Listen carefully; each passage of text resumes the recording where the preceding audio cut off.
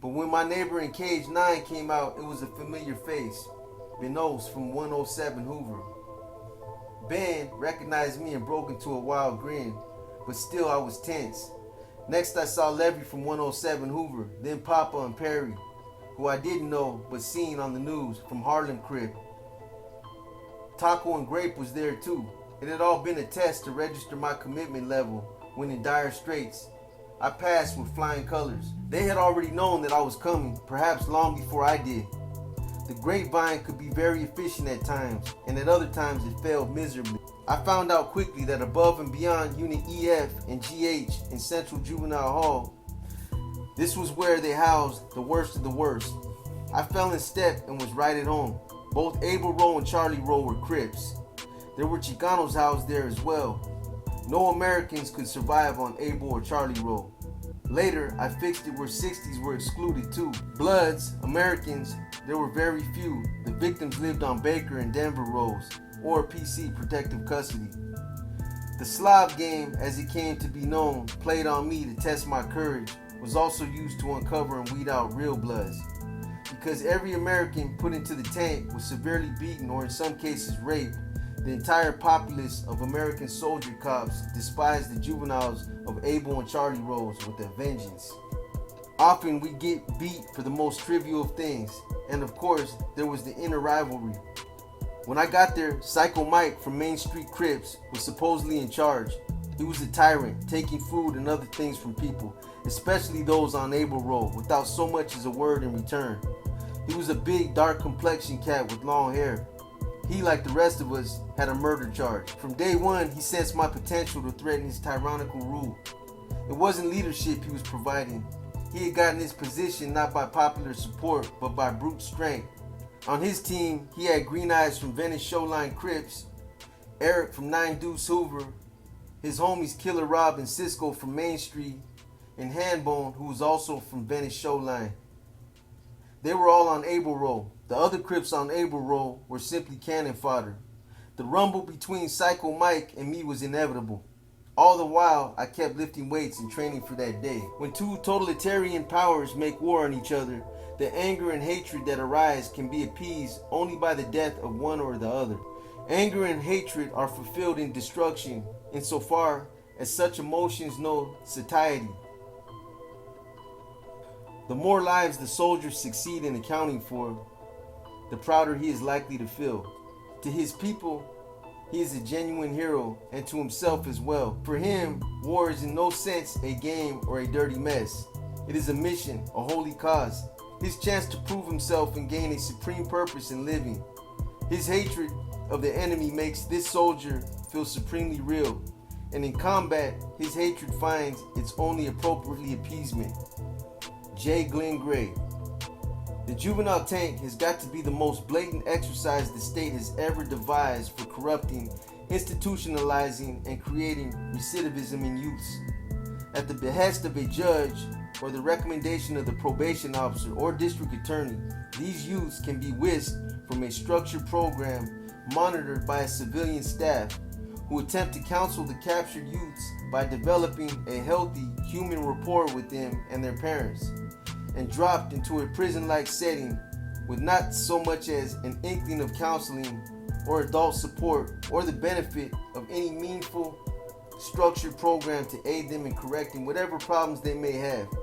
Removing them from a program designed for immature, unsophisticated youths and hurling them into a highly competitive 100% criminal population and setting where the only adults are the very same police deputies responsible for their initial capture is clearly a way to breed a criminal generation. Probation officers and deputy district attorneys ultimately decide who will be tried as an adult. This decision is based on what the PO and DA call maturity of the circumstances surrounding the crime. This, of course, is a euphemistic and, when examined from my side of the bar, means if you're new African or Chicano and have a murder charge, regardless of the circumstances, you are mature enough to be treated as an adult. It went without saying that most any American youth captured for murder would never be tried as an adult. His crime was surely not mature enough to warrant such harsh treatment, even if the hard evidence surrounding the case clearly illustrated that. For example, a shotgun shell had been secured to a rat trap by a U-nail and deliberately left in Miss Goldberg's mailbox. When she opened the box to retrieve her morning mail, a wire was tripped, letting loose the swing arm of the trap, which in turn hit the primer of the low base, high charge, 12-gauge shotgun shell, killing Miss Goldberg instantly. Or while dropping hits of acid at a social gathering, a group of friends uncovered an intruder from another planet who had somehow broken their circle and was surreptitiously plotting to execute the town fathers, or more important, the connection. So based on an Ouija board identification of the intruder, he is sacrificed and eaten. Sophisticated, mature, premeditated? Of course not.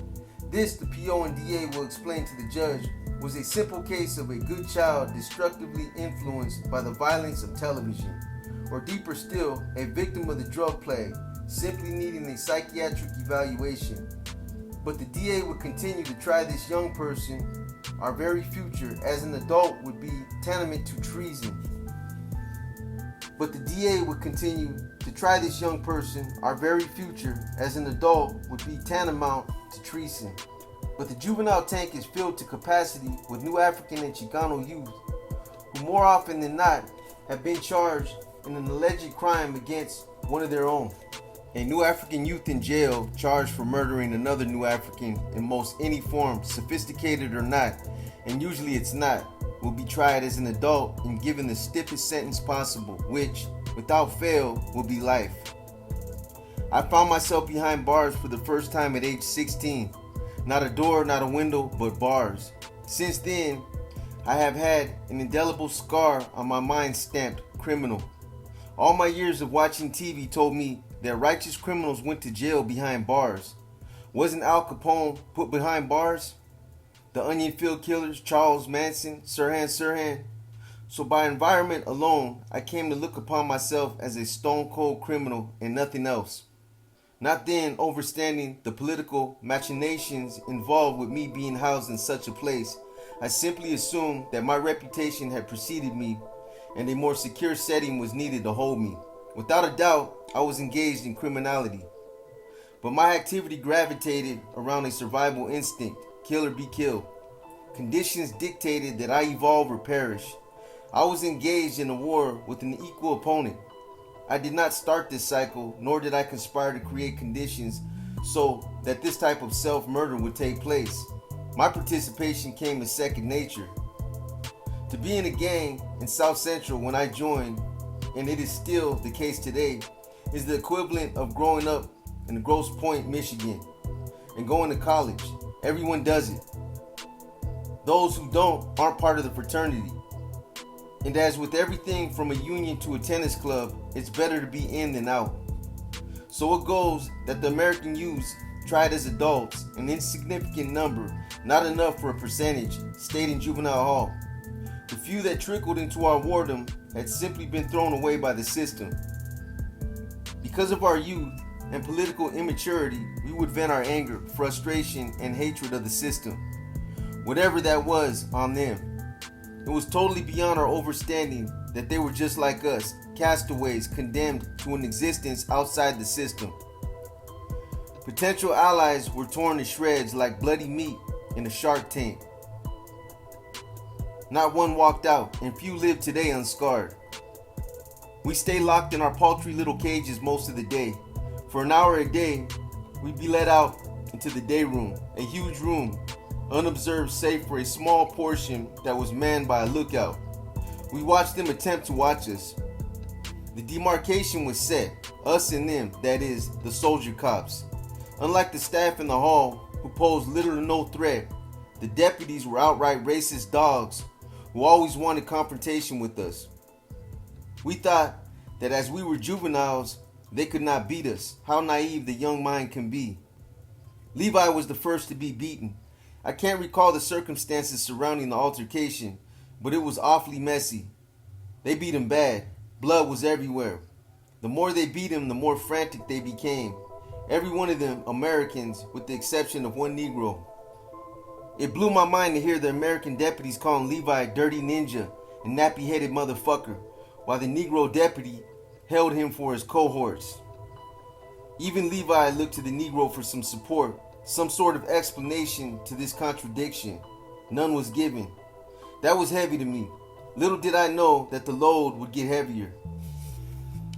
It was in Los Angeles County Jail that I learned that Americans have a thing for attacking our private parts during a scuffle. Every incident I've been involved in or witnessed, the private parts of the BT will be viciously attacked without missing a beat, as if some personal grudge existed between them and our dicks.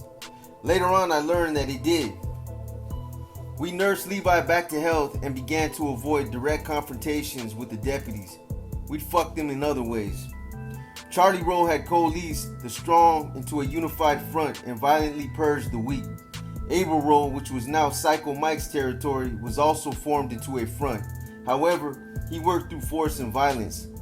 Most of those with him felt physically intimidated by his size and prowess. Our unity on Charlie Rowe came as a result of a common enemy, Psycho Mike. He had little idea we were plotting his overthrow. We were taken to the roof thrice weekly and allowed to lift weights. Both tiers went together, so we on Charlie Rowe feigned affection for Mike in his presence and continued to prepare for his destruction in private.